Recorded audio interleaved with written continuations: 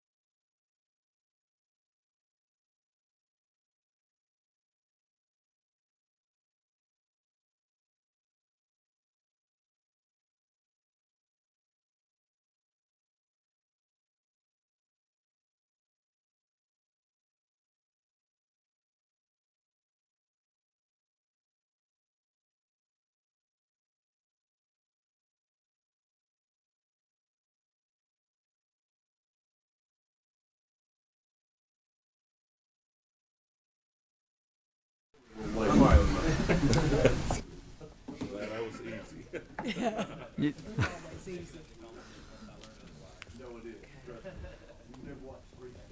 Oh, we good shape When now. it rains, it pours. Yep.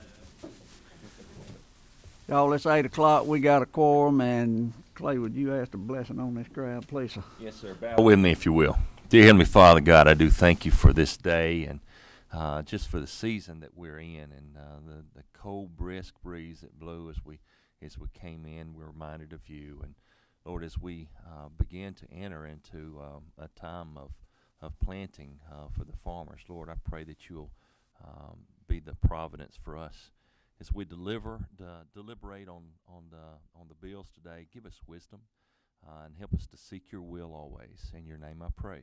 Amen. And try to hold them 20-degree nights to a minimum from now on. Is that right? We have one resolution today, but before we get started, I appreciate Gary and Bo and Mr. Abbott and Mike Giles and all setting up that little tour tomorrow. We need to be at the Ag Department's courtyard somewhere around 7:45, so we can stay. Okay.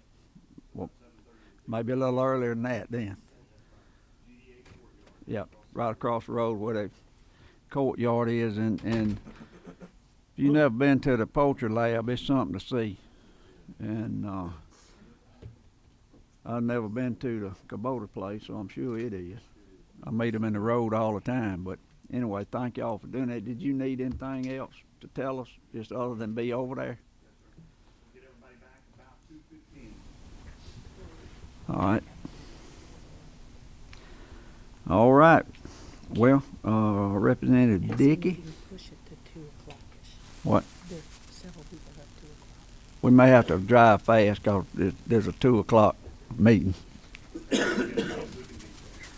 Yeah. And cut the back roads if the traffic out on at Georgia Tech stopped up, right? But we'll be back. Chairman Dickey, 1397, please, sir.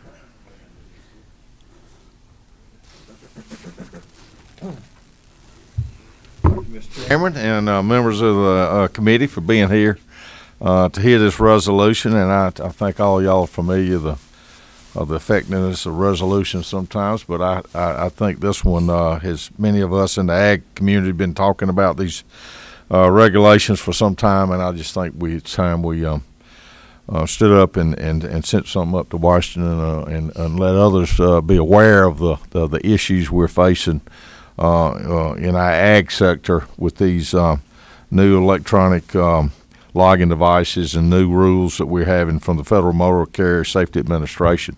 Now, I'm all about safety, and I know all y'all are too, and it's very, very important aspect for safety for our large trucks on the roads. And I know we've had accidents continue to, but many of us worried that some of these regulations have not been thought through very well for a perishable and livestock industry and ag. And I just wanted to try to highlight some of those issues that we're facing. And I'll just go through the bill a little bit. I think the sections, the paragraphs on the bill, if you take a minute, probably have not read this thing through. So I'll quickly hit some high points of this, and I think it covers most of the real concerns that we have and the issues that are being apparent, and then we've got some other people going to testify and some questions. But in line 6, the first off, increased cost discounts on our commodities because of the embedded higher costs to transport these things.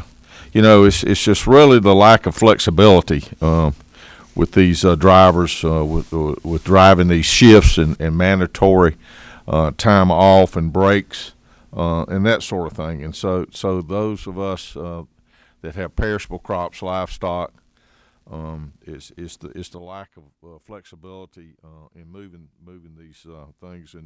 And I grow peaches, and you got to have the highest quality. We want real quick delivery times.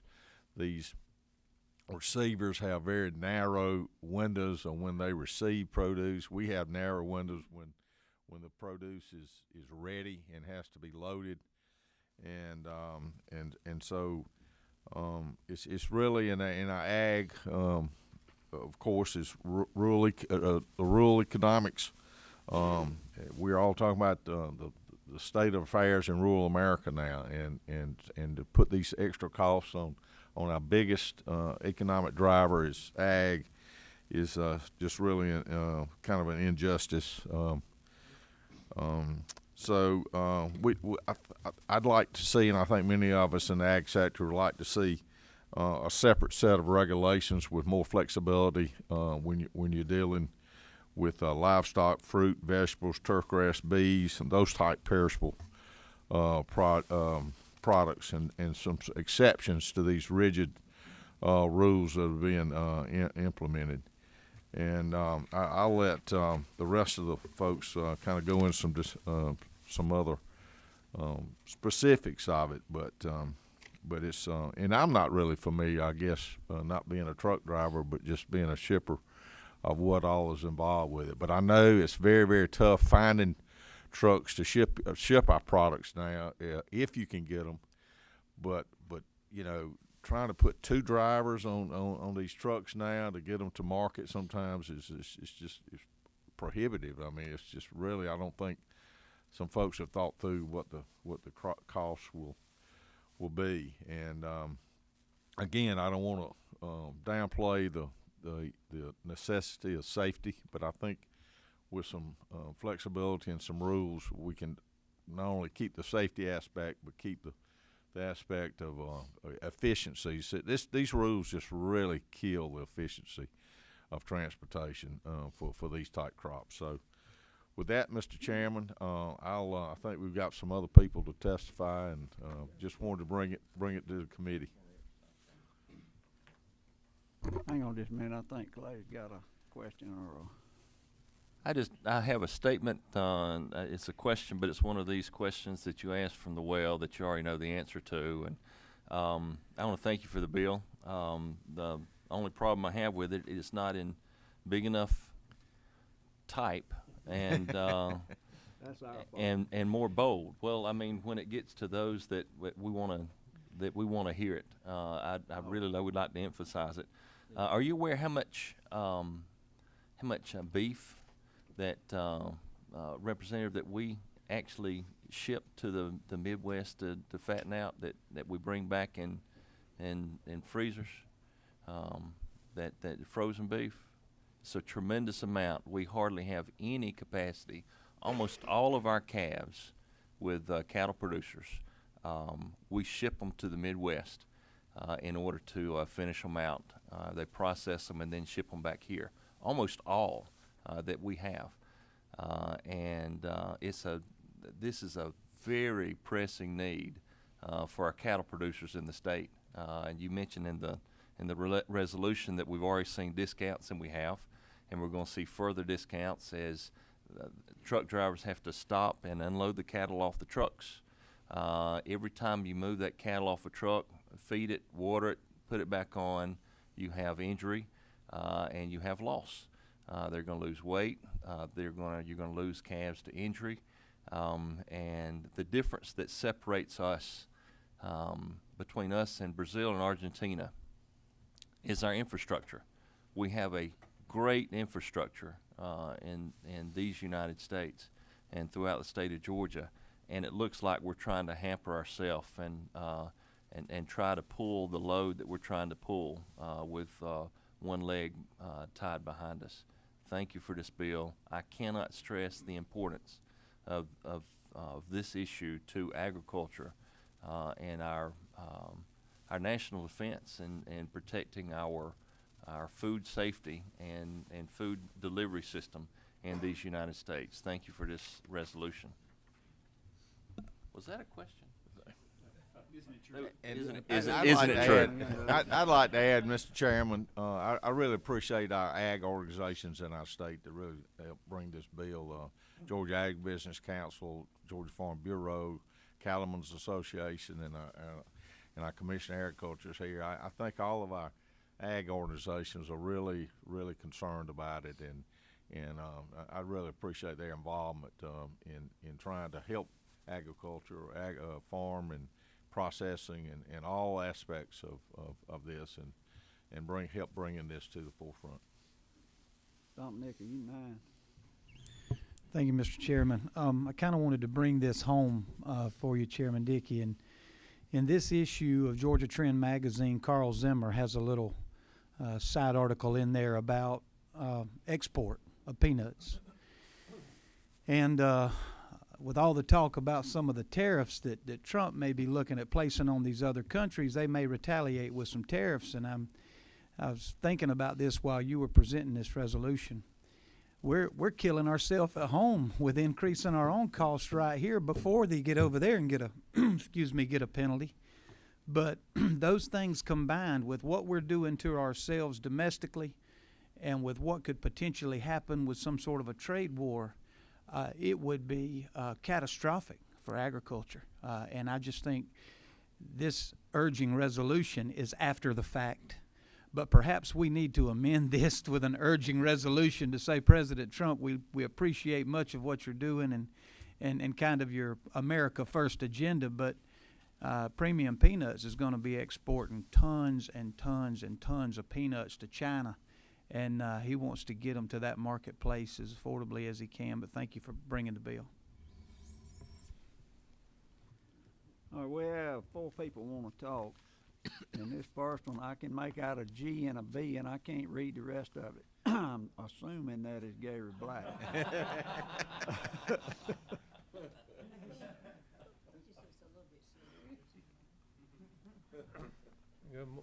Good morning, Mr. Chairman, members of the committee. It's good to see you today. To Representative Perkle, first of all, I want to be careful not to talk so much that we talk somebody into voting against this. So I want to be careful about. That's something to remember. There's 2 or 3 points that may be helpful for the committee. One is if the measure passes, and you need some help writing a cover letter that where we send this to people, I'll be more than happy to help write a firmer cover letter, and if we can be a resource to you in that, we'll do that. Number two, in Ray Starlin in the White House, he's the president's chief advisor on ag and food, and we've been back up there a time or two, and when Ray Starlin, the last couple of times I've seen him, his first reaction is, because he knows this is what I'm going to talk to him about, and this goes back to the fall, so it couldn't be a better timing. Secretary Perdue a couple of weeks ago let us know that they think they're making some progress with Secretary Chow, because evidently they didn't think maybe it hadn't risen to the president's view yet, and she wasn't wanting him to bring it there. Was the sense I got. So maybe this is very timely, and I think we ought to make sure that, I don't remember, Chairman Dick, if it says send a copy of it to Secretary Perdue and Chow, but I would, don't need to amend it, but just I'd do it anyway if we could. And lastly, Mr. Chairman, what we've tried to communicate with them is exactly what Representative LaRicca said, is just we're in this spirit of rural prosperity and rural development, and we want to do all these kind of things, but I have told them in communicating is that rural prosperity is not necessarily how much more we want you to do for us, it's what we want you to quit doing to us. And because it's, whether it's Food Safety Modernization Act, or whether it's the electronic logging devices, or a wide range of other things, it's just, we don't need any more programs. We just like for some of the ones we've got to go away, and we'd probably all be better off. But Mr. Chairman, we thank you for doing this, and we'll be happy to help deliver the message any way you think possible. Thank you. Thank you, Commissioner. Lieutenant Brent Moore, is it Lieutenant or? Yes, sir. Okay. And if y'all got any specific questions, he knows more than anybody sitting around the table here. Thank you, Mr. Chairman, members of the committee. I'm here today more of just to help in any way that the Department of Public Safety can, as far as providing any kind of clarification, as far as answering any questions for any thing that might have come up concerning the ELD mandate that the FMCSA has implemented. Speaking from the department side, on the purely intrastate carriers, which would include farmers, general freight, pretty much anybody that operates solely within Georgia, when this ELD mandate was actually took effect, we did hear from a lot of citizens, a lot of Georgia trucking companies that were, had some concerns about it. So it was effective fall of 2017. The Board of Public Safety had approved an extension to the implementation date for our intrastate carriers, that the ELD mandate for them would not take effect until January of 2019. Now, I know that's in addition to our normal agricultural hours of service exemption that we allow for, Georgia carriers. However, unfortunately, we have no way to do anything as far as interstate carriers, as that's regulated by the FMCSA. I have spoken with several of my colleagues from the FMCSA, and this has brought up some national attention from the ag industry, as far as something similar to what y'all were looking at doing now. There has been some clarification guidance issued by the FMCSA lately to maybe try to help some things that come out when the ELD mandate first went into effect. That's kind of an ongoing basis as more questions are posed. So that's kind of, I would say that's kind of very fluid at the moment. So regulatory wise, that's kind of where we're at right now. But I'd be happy to answer any questions, provide any clarification that I could for y'all. Thanks, sir. Anybody got any questions? Sam, did you do this, or did you Did you have a question? Yes, sir, I do. Okay.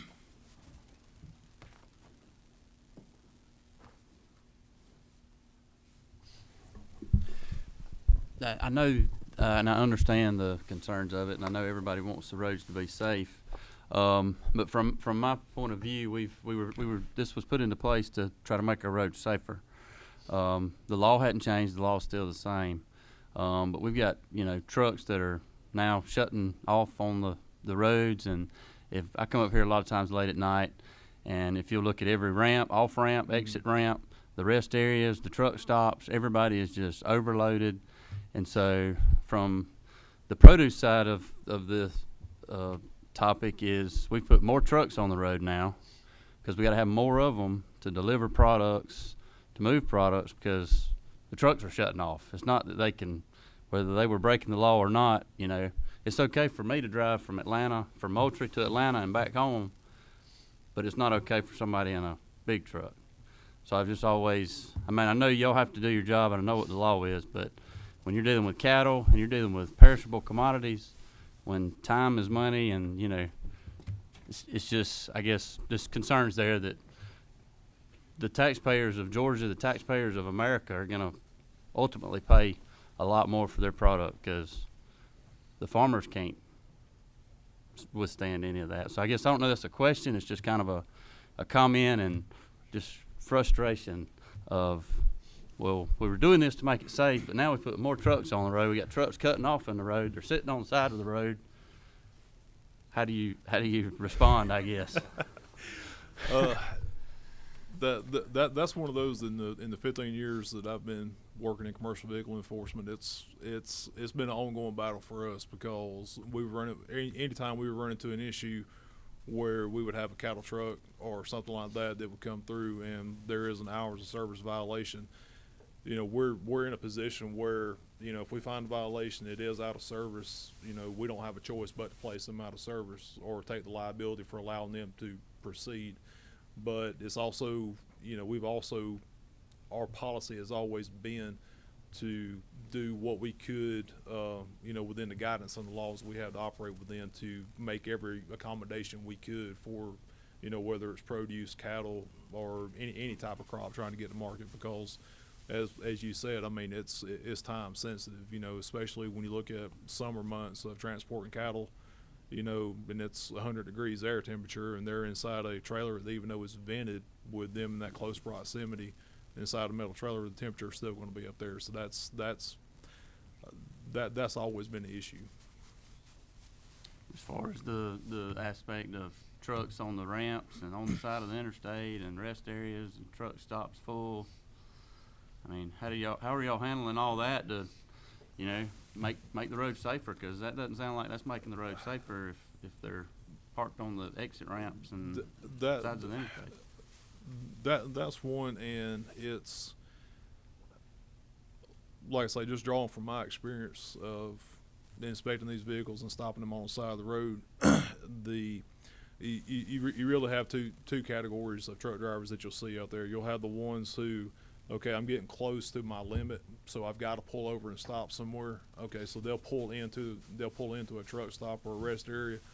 It's full, so there's nowhere to park, but they know, okay, well, I've only got 5 minutes left till I hit my 11-hour mark, so I can't go anywhere else. I'm just gonna stop here on, the ramp and do it. And then we have the ones that, well, somebody said on the CB that it's full, so I'm not even gonna try it. So I'm just gonna pull over on the side of the interstate and stop.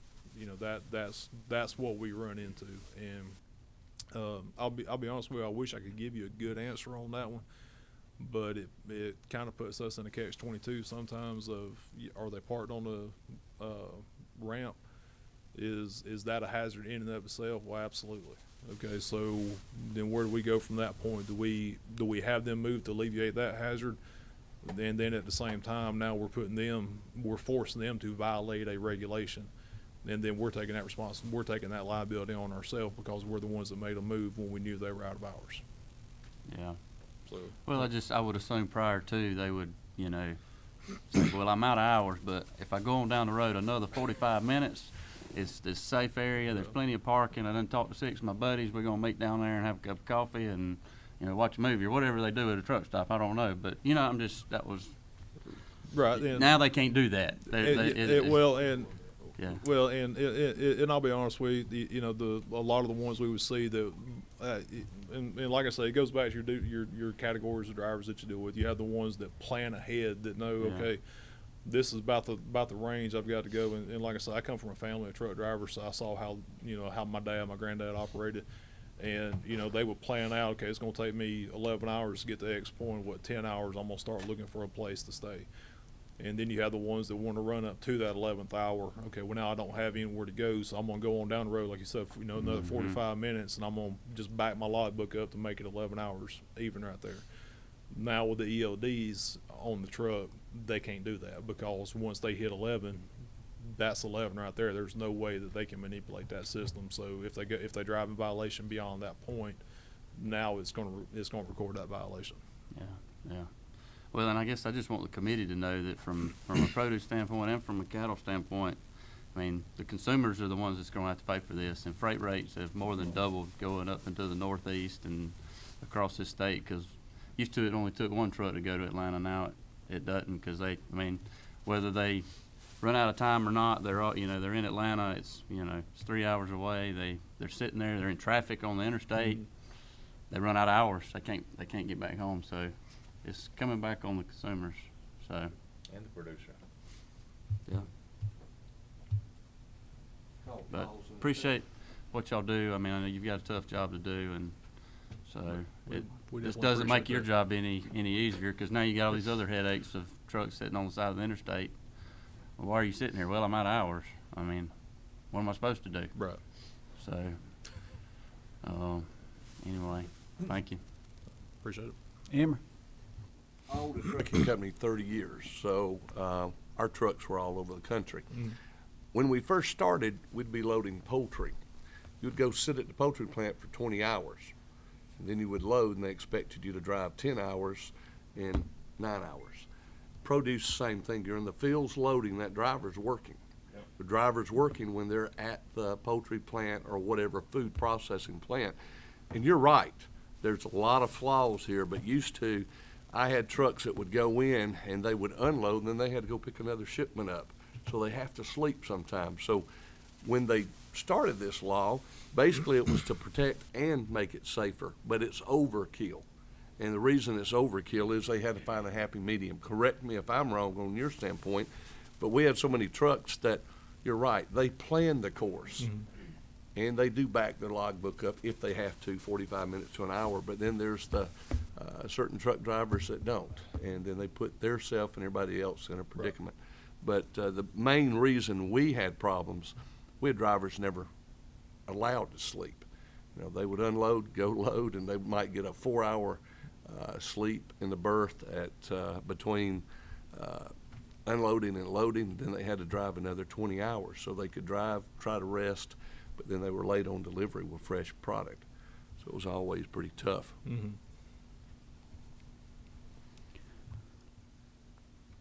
The little town where I come from, it doesn't do that much produce or perishable product, but we probably have more trucks in and out than any other town that size, and our trucking people are selling out.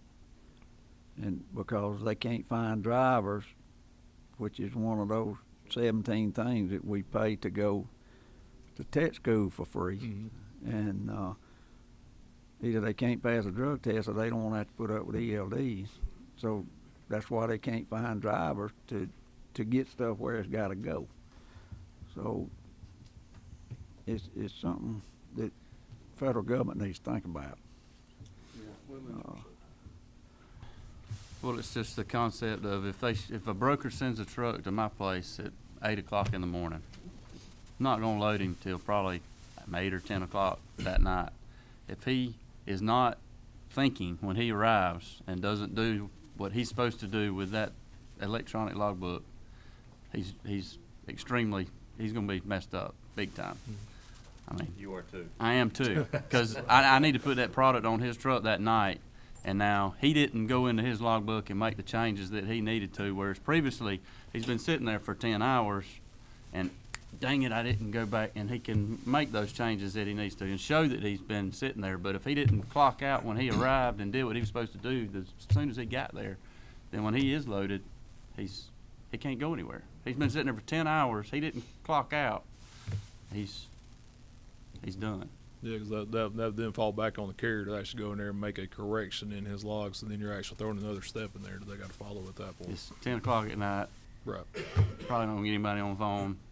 So he's gonna sit on my yard with product on his back, and then he can't till he's restarted again. So it's just, you know the game. It's Oh, just yep. frustrating. Well, thank you, Lieutenant. I appreciate you coming up in this morning, and if you don't mind hanging around, somebody may have a question they don't want to be on TV talking about, but Yes, sir. thank you, thank you. Brian?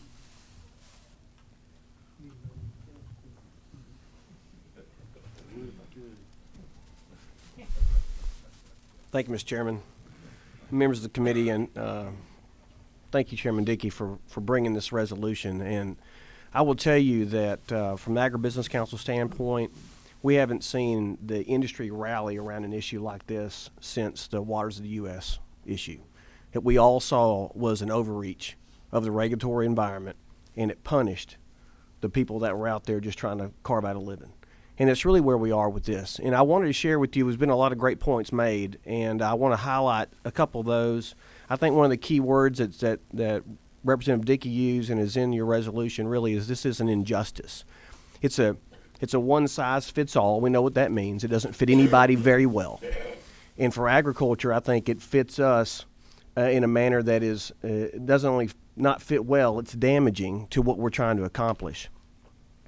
And I want to share with you that this last summer, many of y'all were a part of the Rural Development Council. You traveled the entire state. You talked about issues important to rural Georgia. We've got a lot of bills that have passed already and cleared the House and are now in the Senate to try to make those improvements to rural Georgia. This is certainly one of those key issues that unfortunately we can't fix. But if we could, I would suggest to you that it would be unanimously supported in both chambers because of the impact this is having. There's been talk about safety, and we can't underestimate or understate the importance of safety, but so far there's been no proof that moving to ELDs has enhanced road safety. And Chairman Watson hit on this point as well. Of what it's actually created, but the other piece of it is that it's really about fleet management. It's the large trucking companies are the ones that like the ELDs. This is the small guys that are getting hammered. I want to talk about a couple of those issues. If you're looking at someone that's in agricultural production, that they may move some of their own product, but it's seasonal. They're not going to have their own trucks in large part. They're going to have to hire that out. And so that puts them at a huge disadvantage. And you can't maintain those types of vehicles if you're going to if it's a seasonal operation. It's just not practical. And then the other piece of this is I know our friend Will Bentley with Georgia Cattlemen can be here because he's tied up in Tifton with some of his folks. But he wanted me to stress this point, and I'm happy to do it. That from the cattleman point, and Representative Perkle raised this issue very well, is that what they're seeing is not only trying to find the additional drivers, right? If you had to have 2 drivers to go, which is, anybody that says that doesn't know what they're talking about because it's not possible. But then the other part of it is from the expense of what they're seeing, of what they're having to charge. Currently, they're able to charge $3.50 a mile to move those cattle. And now it's $7 a mile. It's doubled, not because they have 2 drivers, but because they have to stop, they have to unload if they can.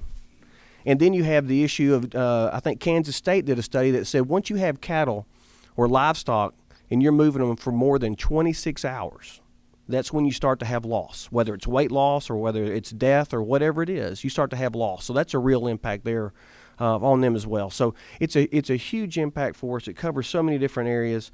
And this is not an issue that's just important to Georgia. It's important to every state in this nation. And so many national groups have been working on this issue up in Washington, D.C., for the past several months. This law actually passed in 2012. It took that long to ramp it up and hopefully to provide the carve-outs that are necessary so that it's not a one-size-fits-all situation, but they haven't accomplished that goal. And so here we are. We have an exemption for agriculture that ends on March the 19th. And we're asking, as you know in this resolution, we're asking for a permanent exemption, or certainly at least an extension of an exemption, so we can try to get the carve-out that we need so that we don't suffer in our industry and that we don't suffer in the economies of rural Georgia.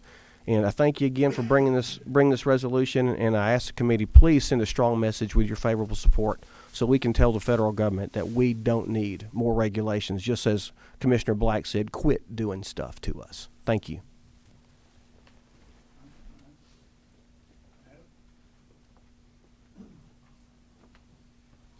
Thank you, Mr. Chairman, committee. I'll be very brief with respect to time. There's been a lot of good comments made today that we support as well and are kind of the backbone for our support of getting this exemption. We're asking for y'all to support us and give our congressional delegation support to get this exemption permanent.